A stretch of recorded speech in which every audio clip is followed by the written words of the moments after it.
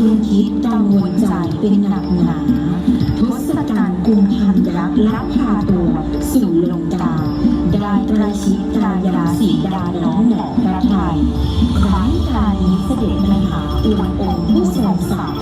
องค์พระรามยอดรักดวงผักใสว่านาถน้องแก้วมนทินที่ทศกัณฐ์ย่ำหยามใจสิ่งสงวนมวลน้ำตาให้ชายอื่นชื่นเชยชมพวกเราชาวคณะสุริยเทพขอเชิญเหล่าเทพเทวดาและผู้ชมทุกท่านเป็นสักขีพยานที่สุดความบริสุทธิ์ของนางสีดาด้วยการลุยไฟในครั้งนี้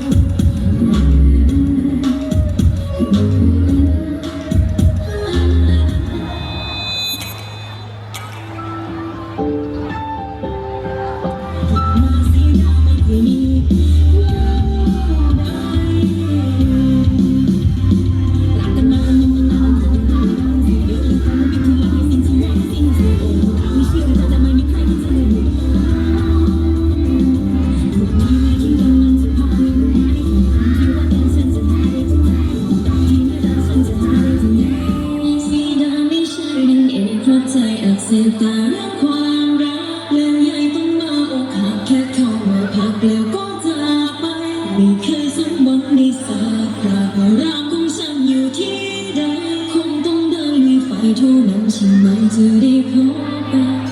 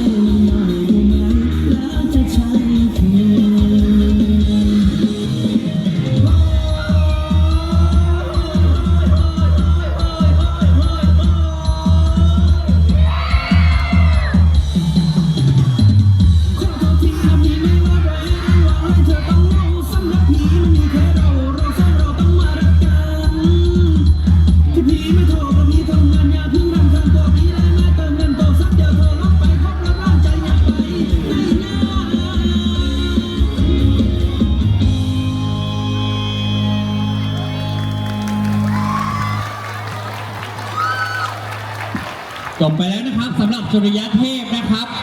ยอดเยี่ยมมากๆนะครับใช้เวลาไป 6 นาที 20 วินาทีโอเคครับคณะอมรินทร์ให้สัญญาณแล้วนะครับครูล็อกกี้เตรียมจับเวลานะครับ5 4 3 2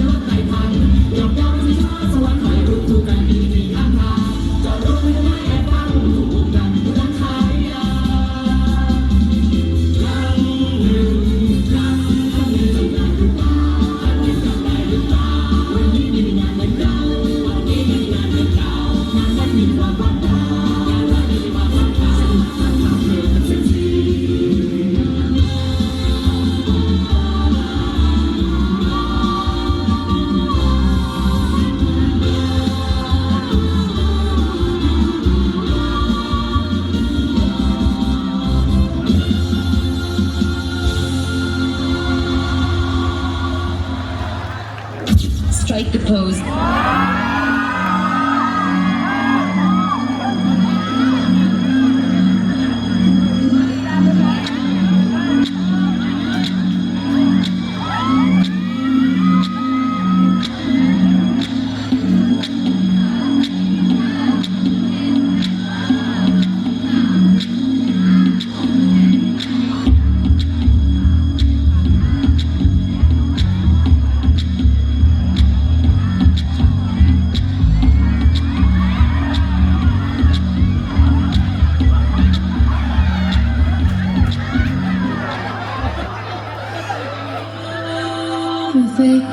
A feeling of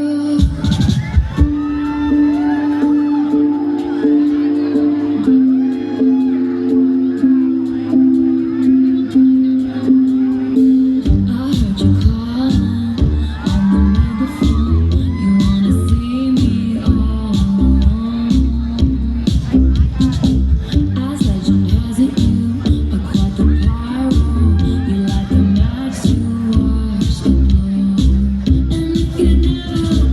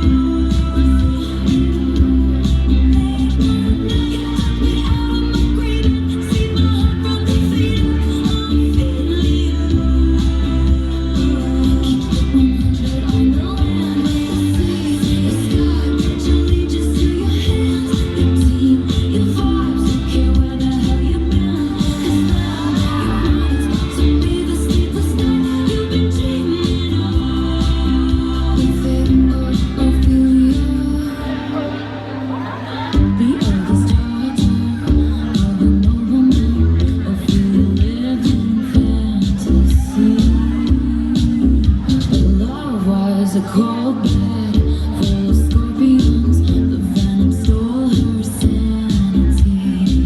And if you never call for me, I might have lingered in purgatory. You wrap around me like a chain, a crown of fire, pulling me into the fire. All that dust in my tower, you were just haunting the powers. Now I can see it all. They want to took me out of my grave and save my heart from the fate of Ophelia. Keep it 100 on the land, the sea, the sky. Gently just to your hands, your team, your vibes. Don't care where the hell you've been. 'Cause now your mind is about to be the sleepless night you've been dreaming of.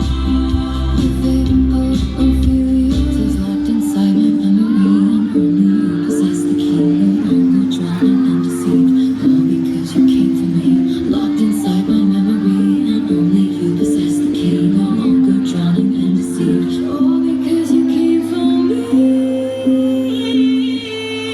All that dust alone in my tower, you were just haunting the powers. Now I can see it all. I can see it all. They want to took me out of my grave and save my heart from the fate of Ophelia. Keep it 100 on the land, the sea, the sky. Gently just to your hands, your team, your vibes. Don't care where the hell you've been. 'Cause now your mind is about to be the sleepless night you've been dreaming of. The fate of Ophelia. You saved my heart from the fate of Ophelia. เสียงปรบมือให้กับอมรินทร์เทเลอร์บิ๊กนะครับ ใช้เวลาไป 7 นาที 23 วินาที โอเคนะครับลำดับต่อไปเป็นการแสดงกิจกรรมเข้าจังหวะของคณะเมกินสีฟ้าเริ่มจากเวลา 5 4 3 2 1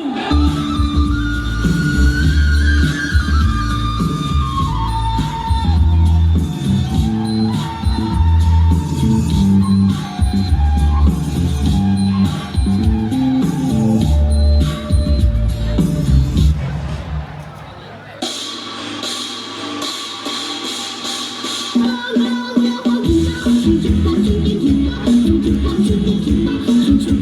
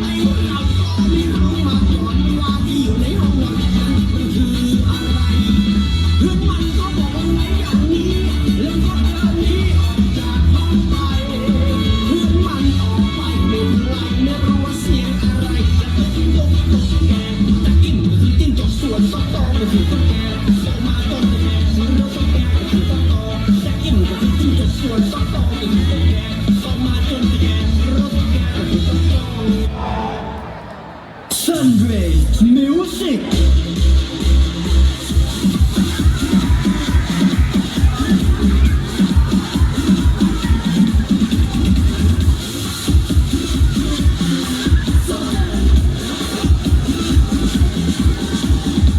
Walk out like this in my collect play.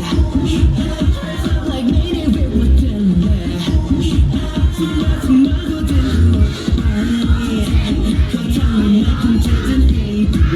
See it when you need to do why. She makes you fight again. You're so great and true.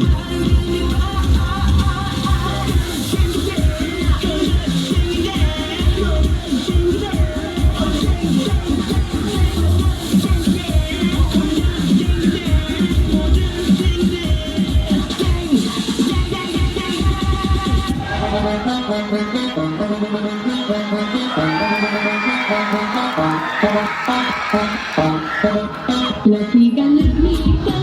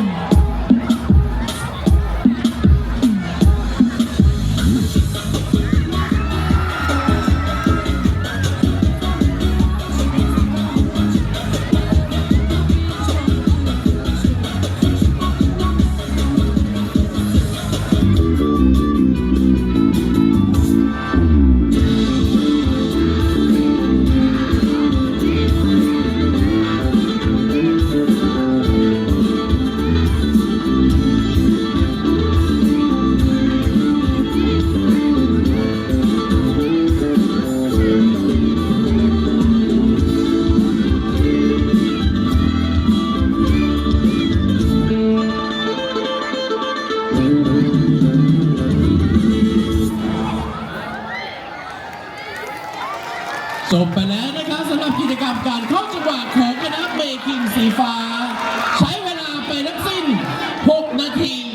59 วินาทีครับ เตรียมความพร้อม เริ่มจับเวลาใน 5 4 3 2 1 เริ่มครับ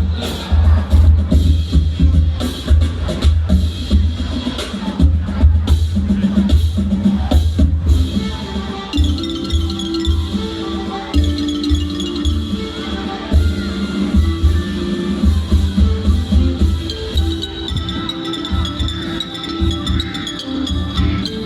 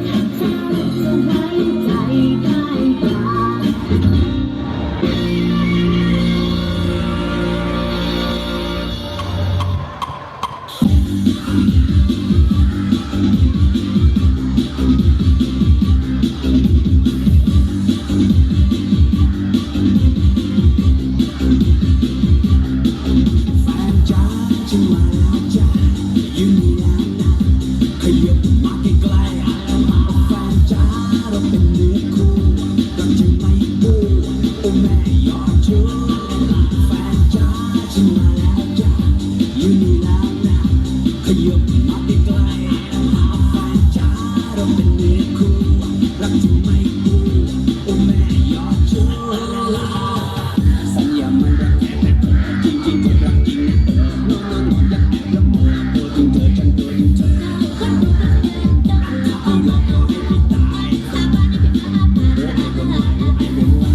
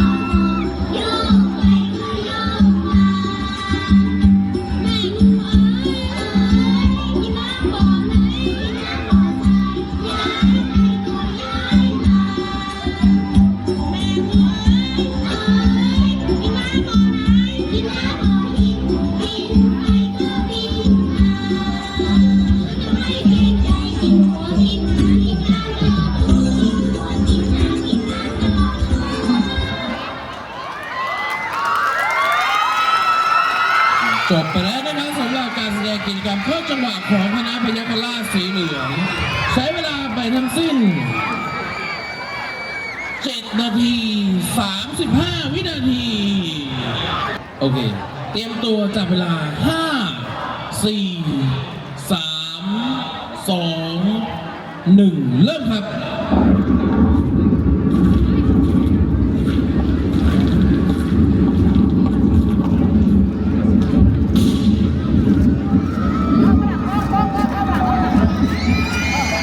ใครจะคิดว่าสร้อยเส้นสุดท้ายที่ผมมอบให้กับคนรักจะพาผมย้อนกลับไปพบเขาอีกครั้ง ก่อนวันที่เราต้องจากกัน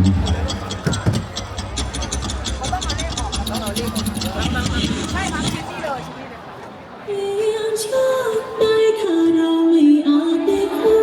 กันไม่ชอบมันจะยกมือทำอะไรเธอจะชอบได้ขอใจติดตามไปพบเจอเธอเนาะเธอ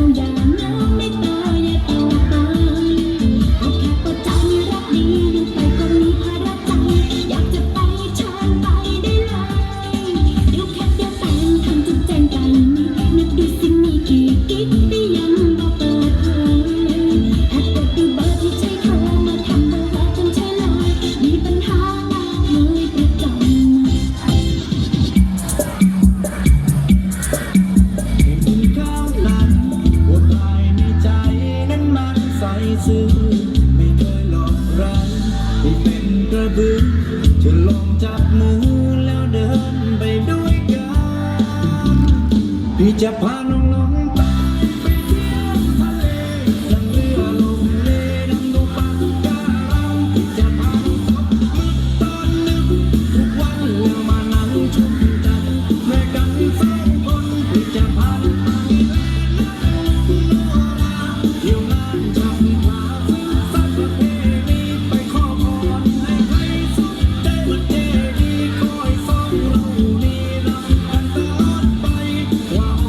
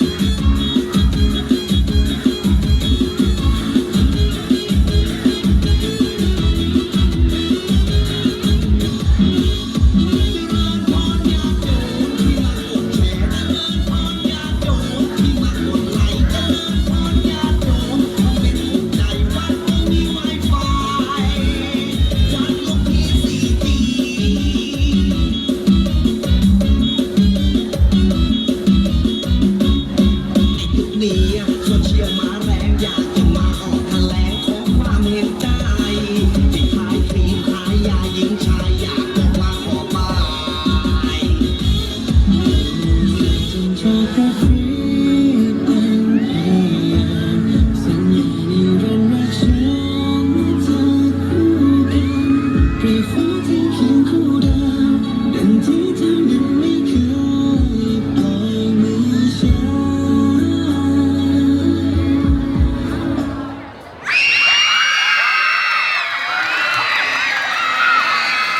จบไปแล้วนะครับสำหรับการแสดงกิจกรรมเข้าจังหวะของคณะอินทนินสีม่วงครับ ใช้เวลาไปทั้งสิ้น 6 นาที